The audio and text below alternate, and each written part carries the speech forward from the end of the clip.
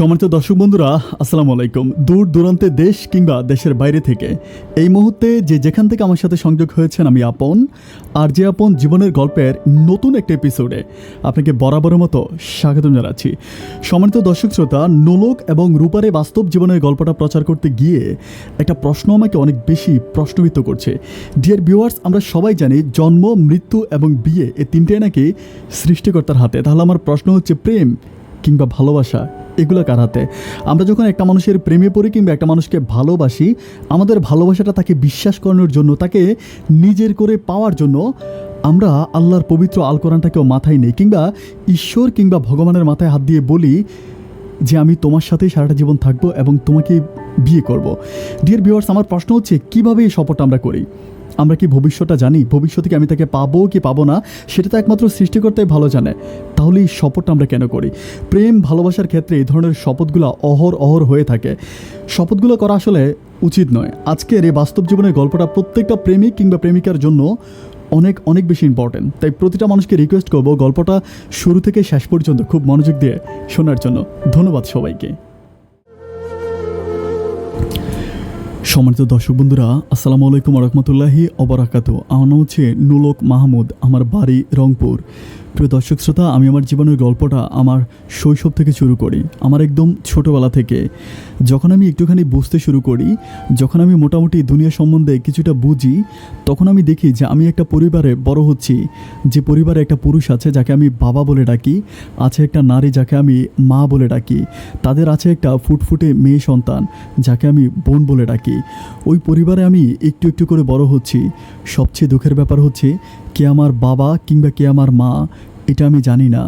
মাঝে মাঝে যখন রাস্তায় বাইরে বের হই, তখন মানুষ আমাকে আমার বাবা মায়ের নাম জিজ্ঞেস করলে আমি চুপ করে নিচের দিকে তাকিয়ে চলে আসি। আমি যে পরিবারে বড় হচ্ছি, আমি বুঝতে পারি আমি সেই পরিবারের একটা কাজের ছেলে মাত্র। খুব সকালবেলা গরু নিয়ে মাঠে যাওয়া, সারাদিন গরু চড়ানো এবং দুপুরে এসে পুকুর থেকে মাছ ধরে দেওয়া এবং বিকেলবেলা গরু গোসল করানো থেকে শুরু করে বাসার যত আনুষঙ্গিক কাজগুলো আছে সব কাজগুলো আমাকে দিয়ে করানো হতো। আমার যখন 10 বছর বয়স, তখন আমার মনে এই প্রশ্নটা অনেক বেশি জাগে যে সত্যিকার অর্থে কে আমার বাবা কিংবা কে আমার মা।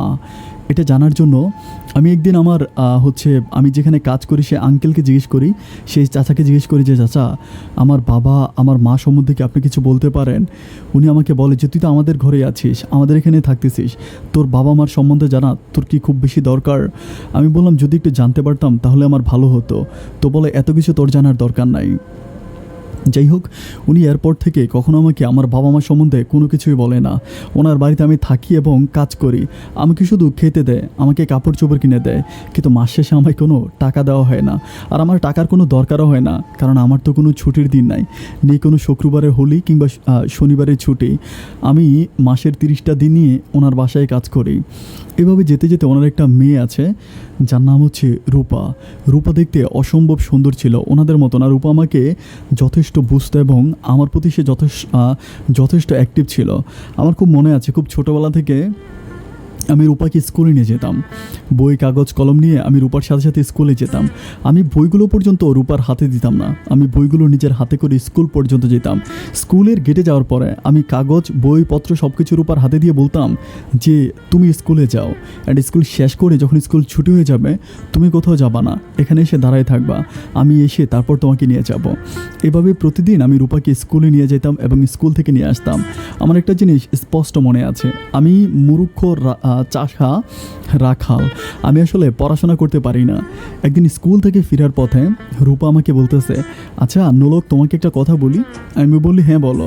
তো বলে তুমি পড়াশোনা করো না কেন? আমি বলি কেন? ও আমাকে বলে যে আমার স্কুলে না তোমার মতো অনেক ছেলেরা আছে যারা পড়াশোনা করে, তুমি কেন পড়াশোনা করো না? আমি বললাম যে পড়াশোনা করার জন্য তো সময় দরকার, আমার তো সময় নেই। এই যে দেখো, গরু গোসল করানো থেকে শুরু করে বাসার সবগুলো কাজ আমি করি। আমি যদি পড়াশোনা করি তাহলে বাসার এই কাজগুলো কে করবে শুনি? তখন সে আমাকে বলে, আমি একটা কথা বলি, তুমি শুনবা? আমি বলি হ্যাঁ বলো। আমাকে বলে যে স্কুলে আমাকে যে পড়ানোগুলো পড়ানো হয় সন্ধ্যার পরে আমি তোমাকে এগুলো পড়াবো। আমি বলি তাহলে তো খুব ভালোই হয়। সেদিন সন্ধ্যাবেলায় আমি যখন সবগুলো কাজ শেষ করলাম, তখন রূপার সাথে আমি বসে আছি। রূপা আমাকে পড়াচ্ছে সরু সরেয়া রস্যই দীর্ঘই, এরকম করে আমাকে পড়াচ্ছে। আমিও আসলে খুব বেশি বড় না, বাট ওর কাছ থেকে পড়তে আমার কাছে ভালোই লাগতেছে। এরকম করে পড়তে পড়তে হঠাৎ করে একটা পর্যায়ে কোত্থেকে যেন ওর বাবা চলে আসে। বাবা আসার পর আমাকে একটু রাগারাগি করে যে তুই কাজ কাম বাদ দিয়ে এখানে পড়াশোনা এগুলো কি, তোর খুব বেশি পড়াশোনা করতে মন চাইলে তুই হচ্ছে স্কুলে গিয়ে পড়তে, আমার বাড়ি থেকে বেরিয়ে যা। এভাবে আমার সাথে খুব রাগারাগি করে। এরপর থেকে আমি রূপার সাথে পড়ি না। তো রূপা আমাকে বলে কি যে আমি যখন স্কুলে যাব যাইতে যাইতে তোমাকে পড়াবো, অ্যান্ড স্কুল থেকে আসতে আসতে তোমাকে পড়াবো। আমার খুব মনে আছে একদিন মাঝপথে রূপা আমাকে পড়াইলো সেদিন, অ্যান্ড এর পরের দিন যখন আমাকে জিজ্ঞেস করলো যে গতকালকে কী পড়াইছি বলো, আমি বলি আমার তো মনে নাই। তখন কী করলো, একটা হচ্ছে আমি আসলে একটা গ্রামের মেঠো পথ দিয়ে আমরা যাই সব সময়, তো পাশেই হচ্ছে অনেক ঝোপঝাড় আছে। ঝোপ থেকে ও একটা কী করলো, বাঁশের কঞ্চি নিয়ে আসলো, আইসা আমাকে মারতে শুরু করলো। রাস্তার মধ্যে অনেক মানুষ খিলখিলিয়ে আসছে, আমরা খুব বড় না, মোটামুটি ছোটোই। তো যাই হোক, এভাবেও আমাকে মাঝে মাঝে পড়ায়। আমাদের সম্পর্কটা একটু একটু করে সামনের দিকে যাচ্ছে, কিন্তু আমি যে কখনো তাকে ভালোবাসি কিংবা তার সাথে আমার অন্যরকম কোনো সম্পর্ক, এটা কিন্তু আমি নিজেও জানি না। আমি সারাক্ষণ তাকে অনেক বেশি টেক কেয়ার করি, শুধুমাত্র আমার মালিকের মেয়ে বলে। একজন মালিকের মেয়েকে একজন কর্মচারী যেভাবে দেখে, আমিও রূপাকে ঠিক সেভাবেই দেখি। এভাবে যেতে যেতে আমাদের একটু একটু করে আমি বড় হচ্ছে। আমার বয়স যখন 21-এর কাছাকাছি, তখন রূপা হচ্ছে এসএসসি পরীক্ষা দিবে। তো পরীক্ষার জন্য তাকে হচ্ছে অনেক দূরে ওই সেন্টারে নিয়ে যেতে হবে। তো আমি কি করি, ওর মা বলে যে এখান থেকে যাতায়াত করে ওর পক্ষে আসলে ওইখানে পরীক্ষা দেওয়া সম্ভব না, তো ওইখানে একটা বাড়িতে রাখতে, ওখানে একটা বাড়ি ঠিক করা হয়, ওই বাড়িতে ওকে রাখবে। কিন্তু মজার ব্যাপার হচ্ছে ওই বাড়িতে যদি ওকে রাখা হয় তাহলে একা একা কীভাবে থাকবে। আমি যে বাড়িতে থাকি ওই বাড়িতে একটা কাজের মেয়েও আছে, যার নাম হচ্ছে কুলসুম। তো আমাকে আর কুলসুমকে ওখানে পাঠিয়ে দেওয়া হয়। কুলসুম হচ্ছে রান্নাবান্না করে, এবং আমি প্রতিদিন রূপাকে নিয়ে ওর হচ্ছে পরীক্ষার সেন্টারে যাই এবং সেখান থেকে নিয়ে আসি। এভাবে 5-7 দিন যাওয়ার পরে একদিন রূপা আমাকে বলতেছে যে নোলক, তোমাকে একটা কথা জিজ্ঞেস করি। আমি বলি হ্যাঁ বলো না। আমাকে বলতেছে নোলক, তুমি না যেমন দেখতে সুন্দর তেমনি লম্বা এবং অনেক সুন্দর করে কথা বলো, তোমার কথা বলার মাঝে অনেক মাধুর্যতা আছে। তোমার সাথে নর্মালি কোনো মানুষ কথা বললে বুঝতেই পারবে না যে তুমি আসলে এক কলমও পড়াশোনা করোনি।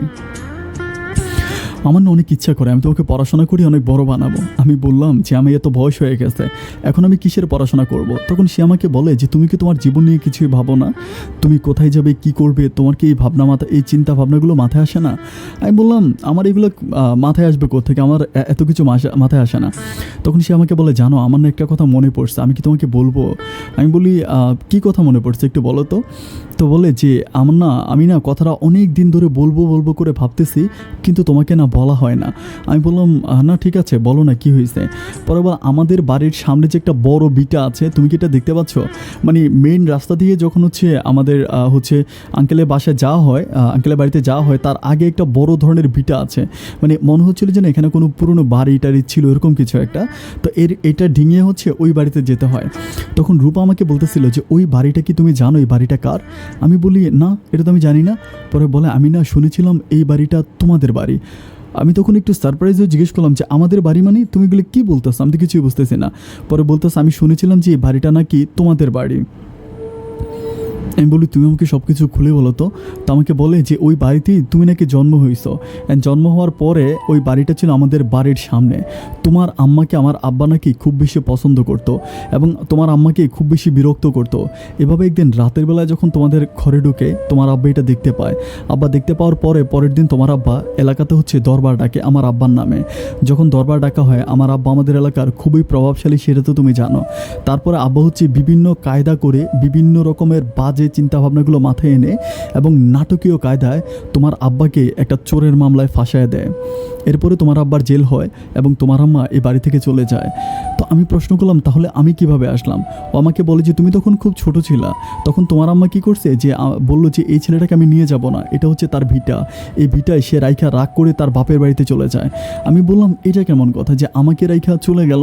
তো বলতেছে আশেপাশে আরও 2-3টা বাড়ি ছিল, ওই বাড়ির মানুষগুলো তোমাকে দেখতো, তোমার দেখভাল করতো। তাই আমি বললাম যে এত ছোট বয়সে আমার মা আমাকে রেখে কেন চলে গেল। ও বললো যে ও আমাকে বোঝাচ্ছিল যে ওর বাবা নাকি এই ভিটাটা নেওয়ার জন্য অনেক দিন ধরে পয়চালা করতে করতেছে। তো আমি ওর বাবাকে তো মানে তোমার বাবাকে তো অলরেডি মামলা দিয়ে দূরে সরাই দিছে এবং তোমার মাকেও কলঙ্ক দিয়ে দিছে, এবং এই বাড়ির এখন ন্যায্য মালিক হচ্ছে তুমি।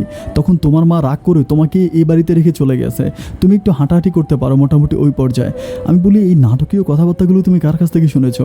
ও বলে আমি কথাগুলো না নাটকীয় বলতেছি না, আমার পুপি যখন আমাদের বাড়িতে বেড়াইতে আসছিল তখন পুপা হচ্ছে এই ব্যাপারগুলো নিয়ে কথা বলতেছিল, আমি না দূর থেকে কথাগুলো শুনছি।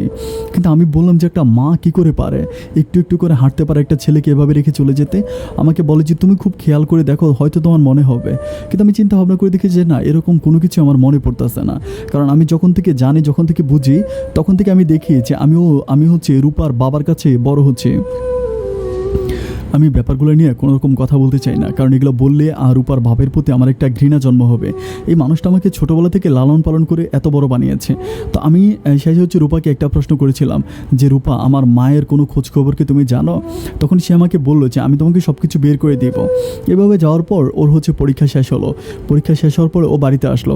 বাড়িতে আসার পর আমি এই প্রশ্নটা আমাকে প্রতিটা দিন হচ্ছে আমাকে খুব বেশি টেনশন দেয়। আমি বাড়ির বিটে গিয়ে যে জায়গার কথা বলছিল ওই জায়গায় গিয়ে মাঝে মাঝে রাতের বেলা আমি ঘুরি। একটা অবাক সত্য হচ্ছে, আমি যখন ওই বাড়ির বিটা গিয়ে বসি, মনের অজান্তে আমার মনে একটা শান্তি অনুভব হয়। আমি বুঝতে পারতেছিলাম না যে এই প্রশ্নের উত্তরগুলো কোথায়। কারণ আমার বাবার যদি জেল হয়, রূপা যেটা বললো, তাহলে তো এমন কোনো চোরের মামলা 2-3 কিংবা 3 দিন জেল হবে। এরপরে আমার আব্বা কোথায় গেল, কিংবা আমার আম্মা যে আমাকে রেখে গেল, তাহলে আমার আম্মা শেষ অবধি কোথায় গেল? এই প্রশ্নগুলো জানার জন্য এই বাড়িতেই একটা বৃদ্ধ মহিলা আছে, ওদের রূপাদের বাড়িতেই, মানে পার্শ্ববর্তী বাড়ি, যার নাম হচ্ছে সেজতির মা। সেজতির মা অনেক বয়স্ক, অনেক বুড়ি মানুষ, যাকে সবাই পুরো বুড়ি বলে ডাকে। আমি একদিন ওনার কাছে গিয়ে জিজ্ঞেস করলাম যে বুড়িমা, আমি ওনাকে সবসময় বুড়িমা বলে ডাকি। আমি বললাম যে বুড়িমা, আমি আপনাকে একটা ছোট প্রশ্ন করবো, আমার এই প্রশ্নের উত্তরটা দিবেন? আমাকে বলে ঠিক আছে, বল না কী হয়েছে। আমি বললাম যে আমি একটা ঘটনা শুনেছিলাম, এই ঘটনাটা কি সত্য? আমাকে বলতেছে কি ঘটনা তুই বল। আমি বললাম যে আমি যে বাড়িতে থাকি, রূপাদের বাড়ির সামনে যে বড় ভিটাটা আছে, ওখানে নাকি আমার জন্ম হয়েছিল, ওখানে নাকি আমার বাবা ছিল, মা ছিল, আমি নাকি ওই ভিটায় জন্মেছি। তখন সে আমার মুখের দিকে তাকিয়ে বলতেছে যে কে বলছে তোকে এই কথাগুলো? আমি বললাম আমি যে কোনো কারো কাছে শুনেছি, প্লিজ আমাকে একটু সত্যটা বলো না, কারণ তুমি তো অনেক বয়স্ক মানুষ, রূপার বাপের চেয়েও তোমার বয়স অনেক বেশি, তাহলে তুমি তো অন্তত এই বিষয়ে জানবা। তখন তুমি আমাকে বলতেছে যে তুই কোন বাবা মায়ের কথা আমাকে বলতেছিস, যে বাবা তার দুধের ছেলেটাকে দেখতে আসে নাই, জেল থেকে বের হয়ে সোজা চলে গেছে শহরে, আর সেই মায়ের কথা তুই মনে করতেছিস যেই মা তোকে একটা বিটাতে একরকম হাঁটতে পারিস, তখন তুই একটু এরকম একটা মানে এরকম একটা শিশু বাচ্চাকে রেখে চলে গেছে। তখন আমি বলতেছি তাহলে আমার নানু বাড়ি কোথায়, আমি না আমার নানু বাড়ির খোঁজখবরটা একটু জানতে চাই। তখন উনি আমাকে বলে না, অনেক কষ্টে অনেক রিকোয়েস্ট করার পর আমাকে উনি একটা ঠিকানা দেয়। তো আমি সেই ঠিকানা যখন দেওয়া হয়, এর পরের দিন আমি সেই ঠিকানা যাই। অ্যান্ড সেই ঠিকানা যাওয়ার পরে আমি উনি যেভাবে ঠিকানা দেয়, সেম ঠিকানা যাওয়ার পরে যে নামগুলো বলেছিল সেই নামে আমি একটা পরিবার পাই। অ্যান্ড পাওয়ার পরে ওখানে একজন লোক ছিল যার নাম ছিল বাবুল হায়দার, মানে উনি বলেছিল যে বাবুল হায়দার হচ্ছে আমার মামা। আমি বাবুল হায়দারকে গিয়ে জিজ্ঞেস করি যে এখানে যে একজন মহিলা ছিল, আমার মায়ের নাম ছিল রোকসানা বেগম। আমি বলি যে রোকসানা বেগম নামের এখানে কোনো মহিলা আছে? তখন বাবুল হায়দার আমাকে বলতেছে যে আপনি কে? আমি বললাম যে আমি আমার গ্রামের নাম বললাম যে আমি শিমুলপুর থেকে আসছি। তো আমাকে বলতেছে যে শিমুলপুর থেকে আপনি আসছেন। তখন আমাকে ঘরে নিল, আমি ঘরে গিয়ে বসলাম। তো আমাকে বলতেছে যে আমি বললাম যে হচ্ছে আমি যখন আমার মায়ের কথা বললাম, তখন উনি আমার দিকে তাকিয়ে থেকে বলতেছে যে আমি তোমার মামা। আমি বললাম যে আমি গল্প সিনেমা এরকম কথা শুনেছি, কিন্তু বাস্তব জীবনে এরকমটা কখনোই শুনি নাই। আপনি আমার কেমন মামা? আমার আজকে প্রায় 20 বছরের উপরে হয়েছে। আপনি কি একটাবার আমাকে দেখার ইচ্ছা আপনার জাগে নাই? আপনি কি একটাবার আমাকে দেখতে ইচ্ছা করে নাই? তখন উনি আমাকে বলতেছে যে তোর মাকে যেই পরিমাণ বদনাম দিয়ে ওই গ্রাম থেকে উচ্ছেদ করা হয়েছে, এরপরে ওই গ্রামে আমরা আর মুখ দেখাতে পারি না। আমি বললাম তাহলে যে আমি আপনার একটা ভাগিনা আছি, এটা কি আপনার একটাবার মনে হয় নাই? আপনাকে মনে হয় নাই যে আপনার ভাগিনাটাকে আপনি একটাবার দেখতে যাবেন? অনেক কথাবার্তা বলার পর উনি আমাকে জড়াই ধরলো এবং প্রচুর কান্নাকাটি করলো। আমাকে বললো যে তুই এখন কোথায় থাকিস, সব কিছু জিজ্ঞেস করলো। আমি বললাম যে মামা, আপনি আমাকে শুধু এই প্রশ্নের জবাবটা দেন। এতটা দিন পার হয়ে গেল, আজকে এতগুলো বছর পার হয়ে গেল, আপনাদেরকে একটা বার আমার সম্বন্ধে জানতে ইচ্ছে হলো না যে এরকম একটু একটু করে হাঁটতে পারা ছেলেটাকে আপনারা রেখে চলে আসছেন, সে কোথায় গেল, কি হলো? তো মামা আমাকে বলে যে ভাগিনা, আমি মাঝে মাঝে তোমার খোঁজ খবর নিতাম, আমি জানতাম যে তুমি নাকি ওই বাড়িতে বড় হচ্ছ।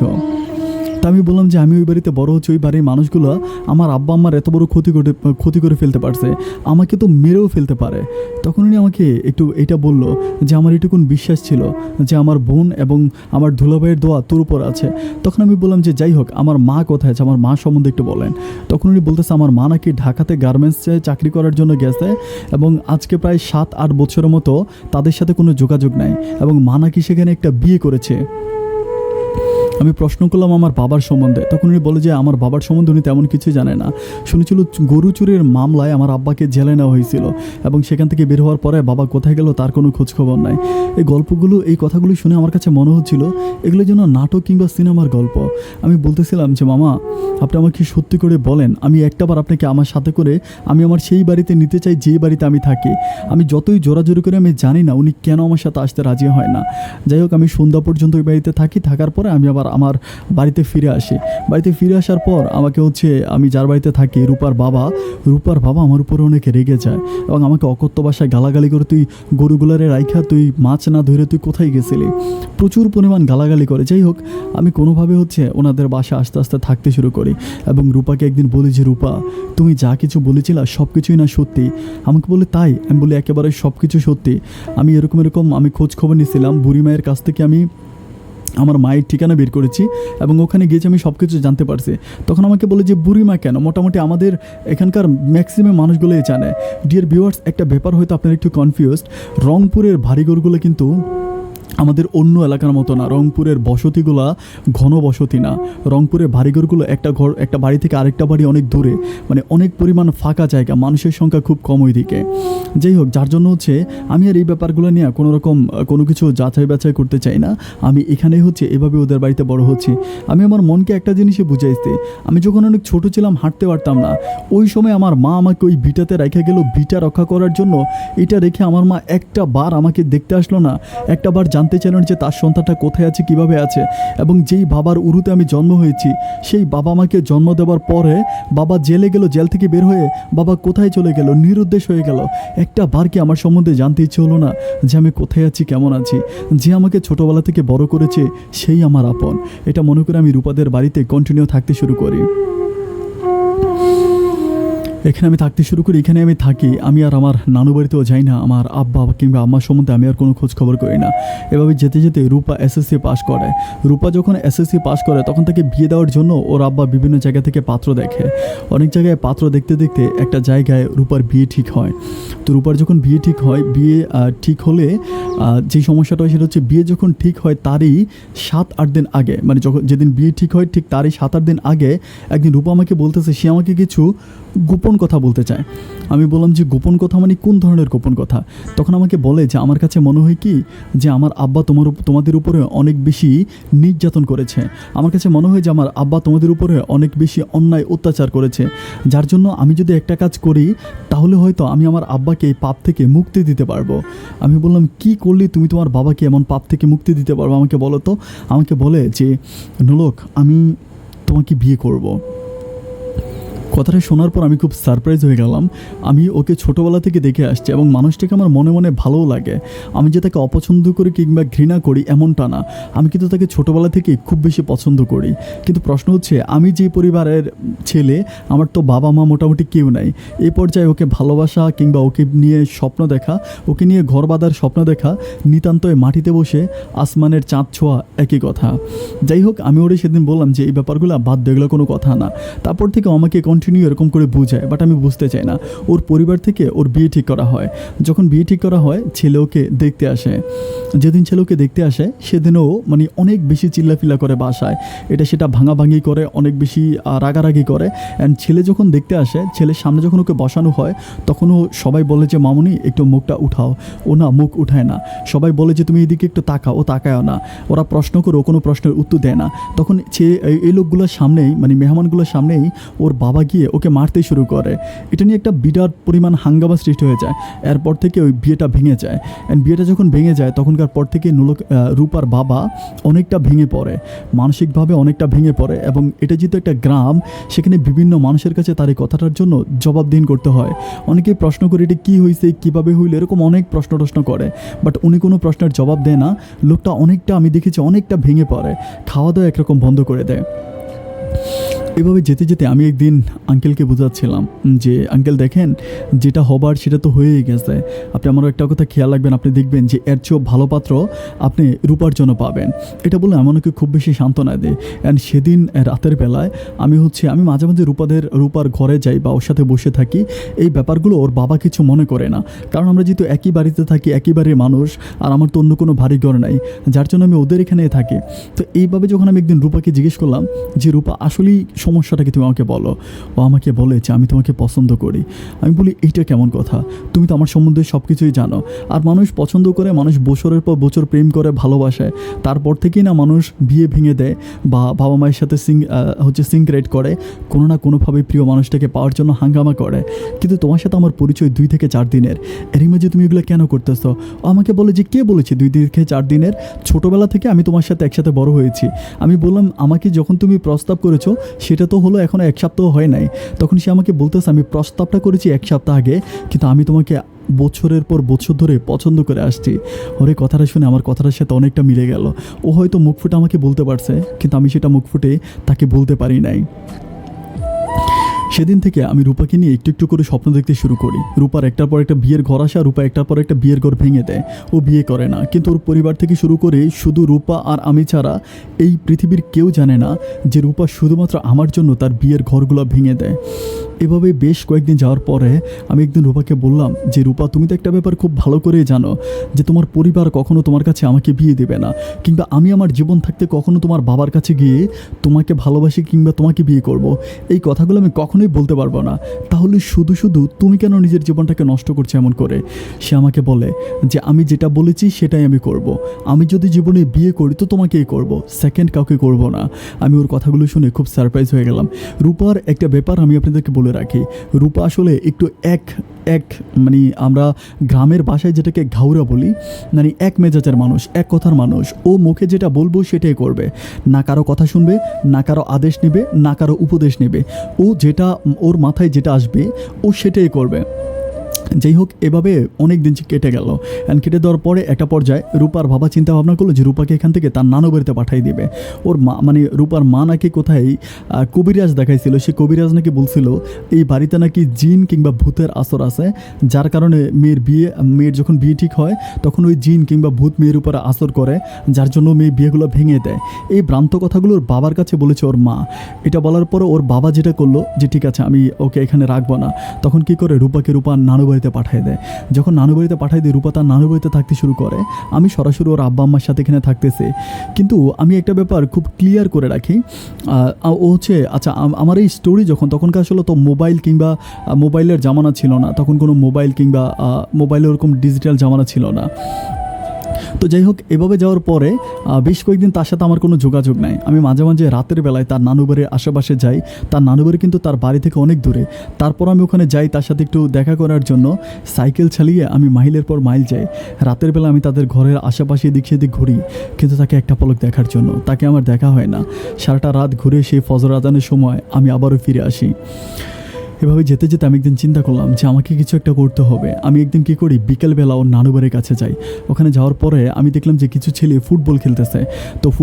ওখানে একটা ছেলে ছোট টাইপের, ওকে আমি ডাক দিয়ে জিজ্ঞেস করি যে এই বাড়িতে একটা মেয়ে থাকে, জানা হচ্ছে রূপা, তুমি কি চিনো? ছেলেটা আমাকে বলতেছে আরে রূপা তো আমার বোন। আমি বলি তোমার কেমন বোন? বলে আমার ফুফাতো বোন। তখন আমি বুঝতে পারলাম যে এটা হচ্ছে রূপার মামাতো ভাই। তখন আমি বলি যে তুমি কি একটু রূপাকে ডাইকে দিতে পারবা?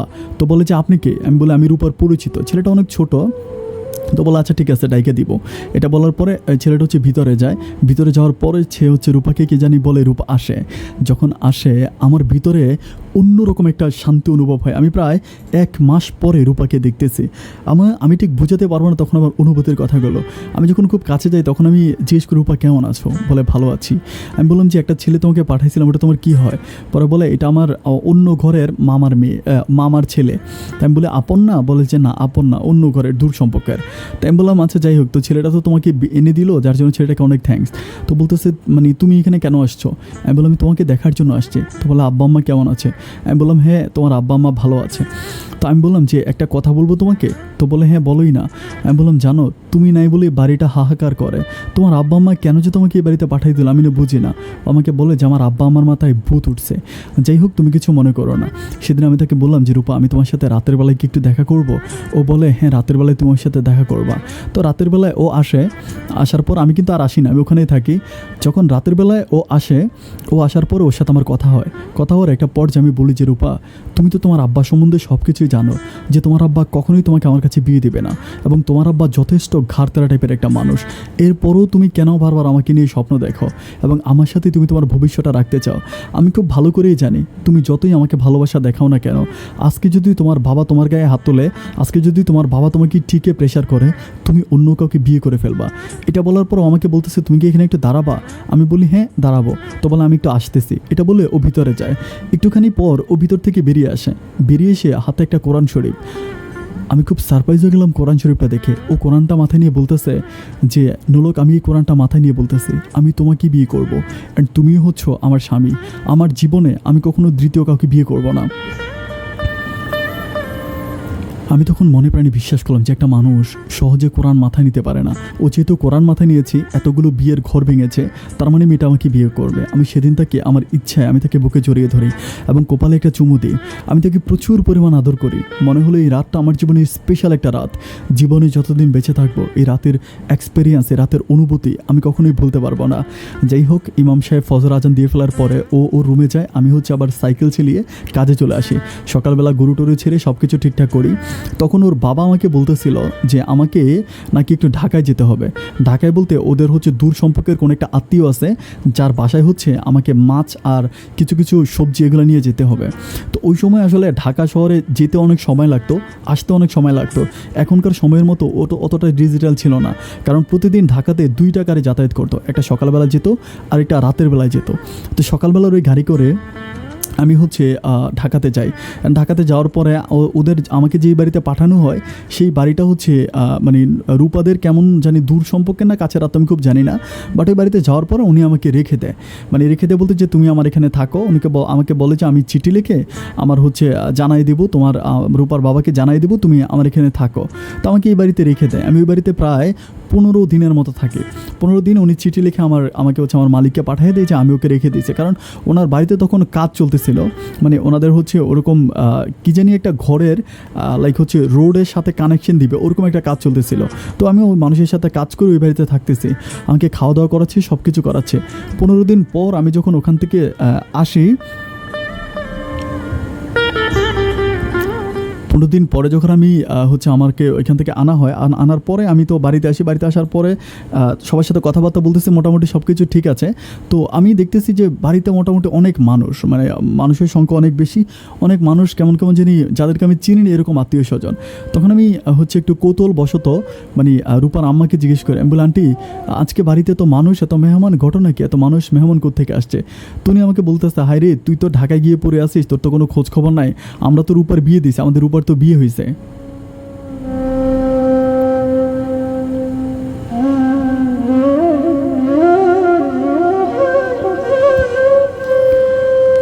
আমি বললাম যে এগুলো কি বলতেছেন, রূপার বিয়ে হয়েছে? বলে হ্যাঁ রূপার তো বিয়ে হয়ে গেছে, তোর তো কোনো খোঁজ খবর নাই, তুই তো ঢাকায় গিয়ে পড়ে আছিস, ঢাকায় গিয়ে সব কিছু ভুলে গেছিস। আমি বলি আমি ঢাকায় গিয়ে পড়ে আছি, ঢাকায় গিয়ে বসে আছি, এটা কেমন কথা বলতেছেন? আপনাদের আত্মীয়র বাড়িতে পাঠাইছেন, উনি আমাকে না দিলে আমি কেমন করে আসি? তো বলতেছে যাই হোক এখন হচ্ছে বিয়ে হয়েছে। আমি বললাম যে কোথায় বিয়ে হয়েছে? পরে বলে যে বিয়ের ঘরটা ভেঙে গেছিলো, প্রথমে যে বিয়ের ঘরটা আসছিল আর 2 মাস আগে, ওইখানেই বিয়ে হয়েছে। তখন আমি আমার অনুভূতিটা বোঝাতে পারবো না, মনের অজান্তে আমার চোখ দুটো জলে ভিজে যায়। যে মানুষটাকে আমি এত ভালোবেসেছি, তখন আমার চোখের সামনে একটা জিনিস ভাসতেছিল, হায়রে রূপা তো কোরআন মাথায় নিয়ে বলছিল যে আমাকে ভালোবাসে, আমাকে ছাড়া ও কাউকে বিয়ে করবে না, কিন্তু রূপা কেমন করে অন্য কাউকে বিয়ে করে ফেললো। আমি সেদিন রাতের বেলায় পুকুর ঘাটে বসে ইচ্ছা মতো কাঁদি, চোখের জলে বুকটা বাসাই। শুয়ে শুয়ে উপরের দিকে তাকিয়ে আল্লাহকে বলতে থাকি, ওগো আল্লাহ তুমি আমাকে আমার ছোটোবেলায় আমার বাবাকে আমার কাছ থেকে দূরে সরাই দিলা, আমার মাকে তুমি আমার কাছ থেকে নিয়ে গেলা, সবশেষ একটা মানুষের ভালোবাসা নিয়ে আমি দুনিয়াতে বেঁচেছিলাম, অথচ সেই মানুষটাকে আমার কাছ থেকে দূরে সরাই নিলা। ওগো আল্লাহ তুমি আমার সাথে কেন এগুলো করতেছ? তুমি কেন আমাকে এভাবে কষ্ট দিচ্ছ? আমি প্রচুর পরিমাণ কান্না করি, কিন্তু আমি আর রূপার কোনো খোঁজ খবর পাই না। রূপা কোথায় আছে না আছে এগুলো আমি কোনো কিছুই জানি না। বেশ কিছুদিন পরে একদিন রূপার বাবা আমাকে বলতেছে যে একটু রূপাদের বাড়িতে যাওয়ার জন্য। আমাকে অনেকগুলো মিষ্টি সহ অনেক কিছু দিল, যে রূপাদের বাড়িতে গিয়ে রূপাকে এগুলো দিয়ে রূপাকে সাথে করে নিয়ে আসার জন্য। তখন উনি আমাকে পাঠায়, আমি যথারীতি আমাকে ঠিকানা দেওয়া হয়, সেই ঠিকানায় আমি সাইকেল চালিয়ে মিষ্টির হাঁড়ি নিয়ে আমি ওখানে যাই।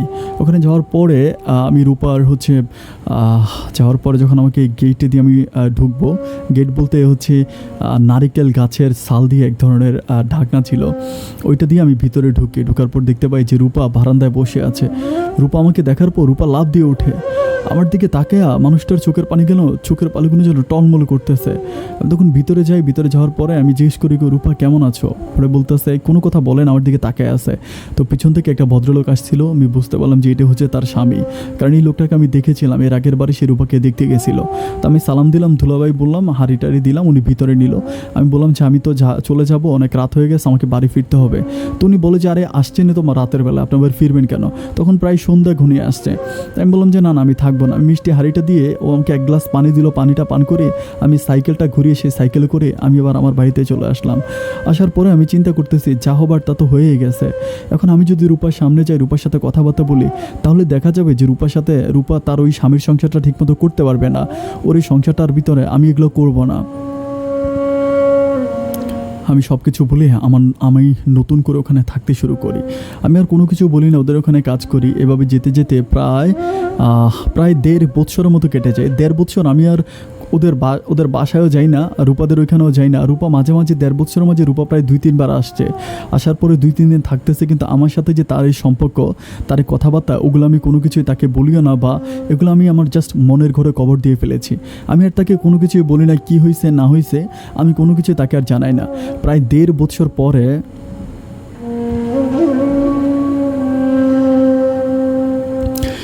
1.5 বছর পর এর মাঝে একটা ব্যাপার আমি বলতে ভুলে গেছিলাম। এর মাঝে রূপার একটা মেয়ে বাবু হয়। মেয়েটা হবার পর থেকে রূপার হাজব্যান্ডের মাঝে একটা অন্যরকম প্রবলেম দেখা দেয় বলতে অনেক রাত করে ঘরে আসা এবং মানে এই জিনিসগুলো ওনার মাঝে আগে অতটা ছিল না, বাট রূপার ঘরে ভাবুটা হওয়ার পর থেকে উনি এই প্রবলেমগুলো করতেছে। বাইরে গিয়ে অন্য ছেলেদের সাথে তাস খেলা, সারা রাত ধরে তাস খেলে শেষ রাতে বাড়িতে আসে, এগুলো করে। এগুলো করতে করতে উনি একটা পর্যায়ে কী করে, এই বিচারগুলো রূপার বাপের কাছে আসার পরে রূপার বাবা একদিন আমাকে নিয়ে যাওয়ার পরে ওই ছেলের সাথে অনেক রাগারাগি করে এবং অনেক ঝগড়া করে যে আপনি যদি এগুলো করেন তাহলে আমি আমার মেয়েকে নিয়ে যাব। এটা নিয়ে অনেক ঝগড়া হওয়ার পরে কী করি, আমরা রাতের বেলায় চলে আসি। অ্যান্ড চলে আসার পরে পরের দিন আমাদের কাছে খবর আসে রূপা কেন তার বাবাকে এই ব্যাপারগুলো জানালো, রূপা কেন তার বাবাকে এই ব্যাপারগুলো বললো। সেদিন রাতের বেলায় নাকি রূপাকে প্রচুর পরিমাণ মারা হয়, মানে প্রচুর পরিমাণ রূপাকে মারা হয়। যখন রূপাকে মারা হয়, রূপার অবস্থা এতটাই খারাপ হয়ে যায় যে ও আসলে ঠিকমতো হাঁটাচলা করতে পারে না। তখন ওর বাবা কী করে, আবারও আমাকে, ওর মাকে, ওর বাবা, আমরা 3 জনে মিলে রূপার শ্বশুরবাড়িতে যাই। অ্যান্ড শ্বশুরবাড়িতে যাওয়ার পরে রূপার আব্বা বলতেছে যে আমি আমার মেয়েকে আর এখানে রাখবো না। এখানে কী করে, উনি এলাকার যে চেয়ারম্যান ছিল, চেয়ারম্যানকে ডাকে এবং চেয়ারম্যানের মোকাবিলা করে রূপাকে নিয়ে সে তার বাড়িতে, এবং ছোট মেয়েটাকে নিয়ে রূপাকে নিয়ে রূপার আব্বা আমাদের বাড়িতে চলে আসে। বাড়িতে আসার পরে ওই ছেলে কী করে, তখন বিভিন্নভাবে রূপাকে নিয়ে যাওয়ার জন্য সেইভাবে অনেকভাবে হাঙ্গামা টাঙ্গামা করতে থাকে। একটা সময় আমরা রাতের বেলায় শুয়ে আছি সবাই, আমার মনে আছে হঠাৎ করে রাতের বেলায় চোর বলে ডাক পড়ছে। আমি সব ঘুম থেকে উঠছি, ওইটা দৌড়ে গেলাম। অ্যান্ড দৌড়ে যেয়ে দেখতেছি যে মানুষ এলোপাতারিকভাবে মারতেছে। হারিকেনের আলোতে আমি দেখতেছি যে যাকে মারতেছি সে রূপার স্বামী। তখন আমি সবাইকে বলতেছি আরে মাইরেন না, এটা তো রূপার স্বামী। তখন আমি সবাইরে মারতে মানা করি, সবাই ছেড়ে দেয়। তখন রূপার আব্বা দেখে উনি তো আসলে রূপার আব্বা আমাদের এলাকাতে অনেক সম্মানিত ব্যক্তি, অনেক সম্মান করে মানুষ ওনাকে, এবং ওনার টাকা পয়সা, যশ, অর্থ সম্পদ কোনো কিছুর অভাব নাই।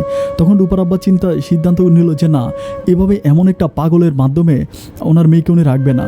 আচ্ছা, ওনাকে ধরে ওখানে জিজ্ঞেস করা হয়েছিল যে কেন রাতের বেলা উনি ওখানে সে আসছে তার মেয়েটাকে নিয়ে যাওয়ার জন্য, ছোট মেয়েটাকে সে চুরি করে নিয়ে যাওয়ার জন্য, যার জন্য সে আসছিল। যাই হোক, এভাবে মারামারি করার পর লোকটা চলে যায়। রূপা আমাদের বাড়িতেই থাকতেছে, খাইতেছে, সব কিছু চলতেছে। তখন রূপার পরিবার মিলে সিদ্ধান্ত নিল যে রূপাকে আর ওই ছেলের ভাত খাওয়াবে না। তখন তারা ওদের এলাকা থেকে কিছু লোক এবং এই এলাকা থেকে কিছু লোক ডেকে ওরা কী করে রূপাকে ওই ছেলেটাকে ছেড়ে দেয়। ছেড়ে দেওয়ার পরে রূপা তখন কন্টিনিউ মানে ওদের মাঝে তালাক হয়ে যায়। তো এরপরে রূপা এই বাড়িতেই থাকে অ্যান্ড রূপার মেয়েটা একটু একটু করে বড় হয়, হাঁটতে থাকে এবং সারাটা সময় আমার সাথেই থাকে। আমি যেখানে যাই সেখানে আমার সাথে যায়। তখন রূপার আব্বা সিদ্ধান্ত নিতে থাকে যে না, আমি রূপাকে বিয়ে দিব, মানে আমি রূপাকে বিয়ে দিব, এটা উনি চিন্তা ভাবনা করে। তখন তিনি আবারও আগের মতো করে লোক খুঁজতে থাকে। লোক খুঁজতে খুঁজতে যাই হোক এবার একটা লোক পায়, যে লোকটার আগে একটা বিয়ে হয়েছিল কিন্তু তার বউ মারা গেছে। কিন্তু রূপা এমন স্বামীর গড় করবে না, এটা নিয়ে সে তার বাবাকে জানায় দেয়।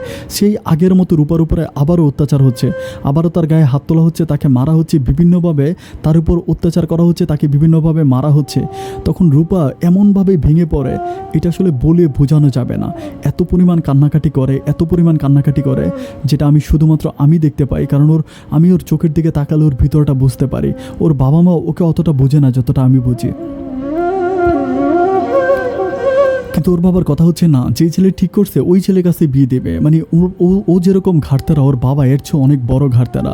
এভাবে যেতে যেতে সেদিন রাতের বেলায় আমি ঘুমিয়ে আছি, আমার ঘরের দরজায় হঠাৎ টং টং করে শব্দ হচ্ছে। আমি ঘরের দরজাটা খুলি, দরজাটা খোলার পরে আমি দেখি যে রূপা ঘরের দরজা দাঁড়ায় আছে। তখন আমি ভিতরে আনি, বসি। তখন রাতের বেলা আমি বলতেছি যে এত রাতে এখানে কেন আসছো? পরে আমাকে বলতেছে যে আমি না তোমাকে একটা কথা বলতে চাই। আমি বললাম আমাকে একটা কথা বলতে চাও? হ্যাঁ বলো না, কী কথা? আমাকে বলতেছে যে আমার আব্বা আমার উপরে যে পরিমাণ অত্যাচার করতেছে, আমার আব্বা আমার উপরে যে পরিমাণ টর্চারিং করতেছে, এতে আমার পক্ষে এখানে থাকা আর সম্ভব না, আমি এখান থেকে চলে যাব। আমি বললাম কোথায় চলে যাবা? পরে বলতেছে আমি ওখান থেকে ঢাকায় চলে যাব। আমি বলি ঢাকায় চলে যাব মানে? বলে ঢাকায় যাব, ঢাকায় গিয়ে আমি কিছু একটা করব, ঢাকায় গিয়ে মানুষের বাসায় কাজ করব। আমি বলি ঢাকায় তুমি কাকে চিনো, কার বাসায় কাজ করবা? পরে বলে যে আমার একটা পরিচিত লোক আছে, তাকে চিঠি লিখেছিলাম। আমি বলি কাকে চিঠি লিখেছিলা? বলে তুমি যে মনে আছে একবার ঢাকাতে গেছিলা, যেখানে যাওয়ার পর আমার বাবা মা আমাকে বিয়ে দিয়ে দিছিল। আমি বলি হ্যাঁ। পরে ওই পরিবারের একটা মেয়ে আছে, ওই মেয়ের সাথে আমার কথা হয়েছে, আমি তাকে চিঠি লিখেছি, আমি তার কাছে যাবো এটা বলছি। তখন আমাকে বলতেছে যে আমি এখান থেকে কালকে সকালে চলে যাব। আমি বলি কালকে সকালে তোমার বাবা কি তোমাকে যেতে দিবে? তো বলে সূর্য ওঠার আগেই আমি এখান থেকে চলে যাব এবং সকাল 6টার বাসে ধরে আমি ঢাকায় চলে যাব। আমি শুধু এই কথাটা বলার জন্য তোমার কাছে আসছি। যাই হোক আমাকে এটা বলে ও বাসা থেকে বেরিয়ে গেল। আমি সারাটা রাতভর চিন্তা করতেছি, হায় রে, এই মানুষটা অজানা একটা শহরে যাবে যেখানে তার পরিচিত কেউ নাই, যেখানে সে কাউকেই চিনে না। এমন একটা জায়গায় গিয়ে মেয়েটা কোথায় থাকবে, কোথায় খাবে, কোথায় কী করবে, এই ব্যাপারগুলো আমার মাথায় বার ধরে টেনশন হচ্ছিল। আমি আর ও চলে যাওয়ার পর থেকে একটা ফোঁটা আমি ঘুমাতে পারি নাই।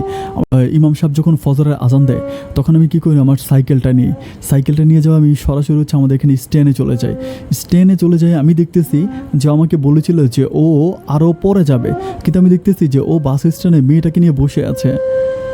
আমাকে দেখার পর একটা দীর্ঘশ্বাস আমার দিকে দু চোখে এমনভাবে তাকালো যেন অন্যরকম একটা শান্তি সে আমাকে দেখে পাইলো। আমি বললাম যে রূপা কোথায় যাইতেছো?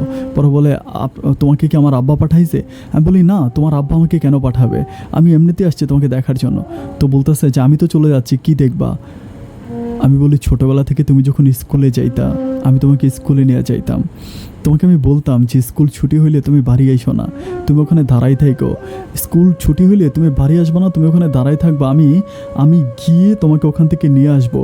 এত যত্ন করা, এত টেক কেয়ার করা একটা মানুষ, এত যত্ন করে যে মানুষটাকে ছোটোবেলা থেকে আমি বড় করেছি, আজ সেই মানুষটা অজানার উদ্দেশ্যে রওনা দিচ্ছে, তাহলে আমি কি তার সঙ্গে যাব না? মেয়েটা তখন আমার দিকে তাকিয়ে চোখের পানিগুলো ফেল করে বলতে থাকে। তার ছোটো মেয়েটা তখন আমার কোলে আসার জন্য এরকম করে হামগুড়ি দিচ্ছিল। তখন আমি ছোটো বাবুটাকে কোলে নিয়ে ওর কপালে চুমা দিয়ে সাইকেলটা ওখানে রাখি। আমি বলি চলো আমি তোমার সাথে যাব। ও বলে যাবা? আমি বললাম হ্যাঁ যাব। তখন আমি রূপার সাথে ঢাকাতে চলে যাই। ঢাকাতে যাওয়ার পরে তখন ঢাকার অবস্থাটা অতটা ভালো ছিল না, কারণ স্টোরিটা 2005 সালের। তো ওই সময় ঢাকা শহর এখন যেরকম ঢাকা শহর অনেক বেশি জামজমাট, অনেক বেশি মানুষ, অনেক লোকের সমাগম, 2004-05 সালের দিকে ঢাকা শহরটা এরকম ছিল না, খুবই পুরনো একটা শহর ছিল। আমি ওখানে গিয়ে আমি একটা মুদির দোকানে কাজ নেই এবং রূপাকে একটা বাসায় রাখি, সে ওই বাসায় থাকে, আমি মুদির দোকানে কাজ করি। মুদির দোকানে কাজ করতে করতে মোটামুটি আমি কিছু টাকা পয়সা আর্ন করি, টাকা পয়সা আমার কিছু জমা হয়। জমা হওয়ার পরে যেই দোকানে আমি কাজ করতাম সেই দোকানের যিনি মালিক ছিল ওই মালিক আমাকে মালিক বলতেছিল যে সামনে একটা দোকান বিক্রি করবে অনেক বড়। তো আমাকে বলতেছিল যে ওই দোকানটা উনি নিবে, এই দোকানটা উনি ছেড়ে দেবে। তো আমি তো ব্যবসা বাণিজ্য সম্বন্ধে সব কিছুই বুঝি। তো আমি যখন রূপাকে বললাম যে রূপা এই ঘটনা, এই দোকানটা উনি ছেড়ে দিবে, সামনের দোকানটা উনি নিবে, তখন রূপা আমাকে বলে যে এই দোকানটা ছেড়ে দিবে এই দোকানটা তুমি নিয়ে নাও। আমি বললাম তাহলে তো অনেক ভালো হয়, তুমি কি বলো, নিয়ে নেবো? বলে হ্যাঁ নিয়ে নাও। আমি বললাম যে আমার কাছে তো আসলে অত টাকা নাই, যত টাকা আছে অত টাকা দিয়ে কি উনি দোকানটা দিবে? তখন রূপা কী করে, তার ওই দূর সম্পর্কের যে আত্মীয় ছিল সে আত্মীয়ের সাথে যোগাযোগ করে। ডিয়ার ভিউয়ার্স, একটা জিনিস আমি ওখানে ফেলে গেছি, এটা না বললে হয়তো আমি বুঝাতে পারবো না। এখানে এরপরে কিন্তু রূপার রূপার অনেক খোঁজখবর করেছে এবং শেষ অবধি উনি জানতে পারছে আমরা ঢাকাতে আছি। জানার পরে উনি এই ব্যাপারটা নিয়ে আর কোনো কথা বলে নাই। উনি জানতে পারছে যে রূপা আমাকে নিয়ে পালায় আসছে। এরপরে উনি ঢাকায় একবার আসছিল, এসে আমাদের কোনো খোঁজাখুঁজি করে চলে গেছিলো, আমাদের কোনো খোঁজ উনি পায় নাই। তারপর থেকে রূপা কী করে ওর মেয়েটার কাছ থেকে কিছু টাকা নেয়। সেই সময় আমার মনে আছে মাত্র 30,000 টাকা নেয়। 30,000 টাকা নেয়, আমার কাছেও প্রায় 30-35,000 টাকা মতো ছিল। যেই টাকা ছিল সেই টাকা দিয়ে আমি দোকানটা নেই। দোকানটা নেওয়ার পরে দোকানটা মোটামুটি অনেক ভালোই চলতেছিল অন্য দোকানগুলোর তুলনায়। একটা দোকান এটা যখন অনেক ভালো চলতেছিল তখন আমি 2জন কর্মচারী রাখি। এরপরে আমি আমার মালিক, আমার অরিজিনাল মালিক, উনি যে দোকানটা নিয়েছিল এটার পাশে ওরা আরেকটা দোকান ওই সময় বানাইছিল, তা আমি সেই দোকানটাও নিই। এরকম করতে করতে ঢাকা শহরে আজ আমার অনেকগুলো সুপার মার্কেট আছে। আমার মার্কেটগুলো মিনি হল নামে পরিচিত। ঢাকা শহরের বিভিন্ন জায়গায় এখন প্রায় আমার 14টার মতো অনেক বড় বড় স্টোর আছে। আমার 2টা মেয়ে আছে এবং একটা ছেলে আছে। রূপা যে মেয়েটাকে নিয়ে আসছিল সেই মেয়ে সহ আরেকটা মেয়ে, 2টা মেয়ে, মানে আমার ঘরে আসছিল একটা ছেলে একটা মেয়ে, আর আরেকজনকে তো রূপা নিয়ে আসছিল। তো আমি ওই মেয়েটাকে আমার নিজের মতো করে দেখি। আমার 2টো মেয়ে এবং একটা ছেলে। এরপরে আমি রূপাদের বাড়িতে অনেক যাই, অনেক যাতায়াত হয় আমার। আজকে আমরা একসাথে প্রায় সংসার করতেছি 16 বছরের মতো। 16 বছর আমরা আজ একসাথে আছি এবং আমরা দুজনকে যথেষ্ট বুঝি, দুজনকে অনেক ভালোবাসি। এর মাঝে আরও অনেক ঘটনা আছে, সব ঘটনাগুলো বলতে গেলে হয়তো গল্পটা অনেক লম্বা হয়ে যাবে, তাই অতটুকু বলেই সমাপ্তি নিচ্ছি। আর একটা কথা আজ আপন ভাই আপনাকে বলে যাচ্ছি, আমি সবসময় বলি যে আল্লাহ তাআলা পারে না এমন কোনো কাজ নেই। আপনি দেখেন সে আমাকে কোরআন শপথ করেছিল গভীর রাতে, যেটাতে আল্লাহ প্রথম আসমানে থাকে।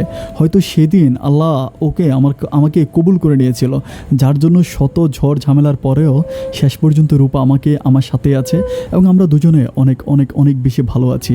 আপন ভাই যদি সময় পান, এটা আমার বাসার ঠিকানা, আমার বাসায় একটু ঘুরে যাবেন। হয়তো গল্পটা সুন্দর করে পুরোটা গল্প বলতে পারিনি, ব্যস্ততার জন্য অনেক বেশি ব্যস্ত ছিলাম, তাই বলে যতটুকু পেরেছি অতটুকু আপনাকে বলেছি। যদি সম্ভব হয় আমার গল্পটা মানুষের কাছে প্রচার করে দিবেন। ভালোবেসে হতাশ হওয়ার কিছু নাই, আল্লাহ চাইলে সব কিছুই সম্ভব। হাত তুলে আল্লাহর কাছে ভালোবাসার মানুষটাকে চান, সে আপনাকে দিয়ে দিবে। আর তারই জ্বলন্ত প্রমাণ হচ্ছে আমি এবং রূপা। সবাই অনেক ভালো থাকবেন, সুস্থ থাকবেন। আপন ভাই আপনি নিজের প্রতি খেয়াল রাখবেন। আসসালামু আলাইকুম।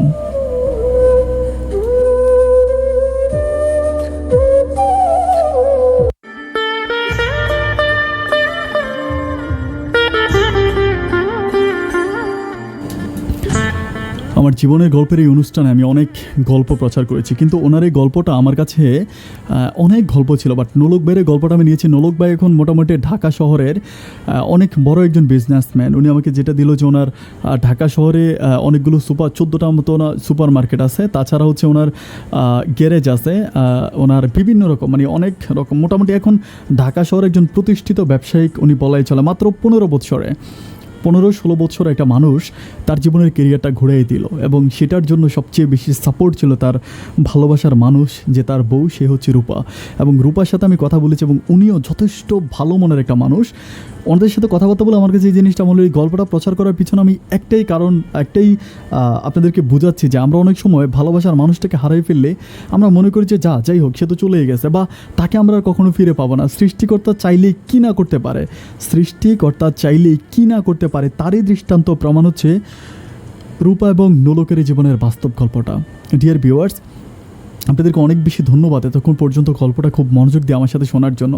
গল্পের মাঝে হয়তো অনেক কিছু মিসিং আছে, আমি শুরুতে আসলে গল্পের তারিখটা আমি উল্লেখ করি না, এটা উনি 2005-এ ফেব্রুয়ারি মাসে হচ্ছে ওনারা পালিয়ে যায় আর কি। ওনাদের ম্যারেজ ডেটটা ছিল 2000 থেকে। মোবাইল কিংবা হচ্ছে এই ধরনের সরঞ্জামগুলো ছিল, বাট অতটা ছিল না, যেটা হচ্ছে মানুষের হয় না যে হাতে হাতে ছিল, এরকমভাবে ছিল না, তাও ছিল।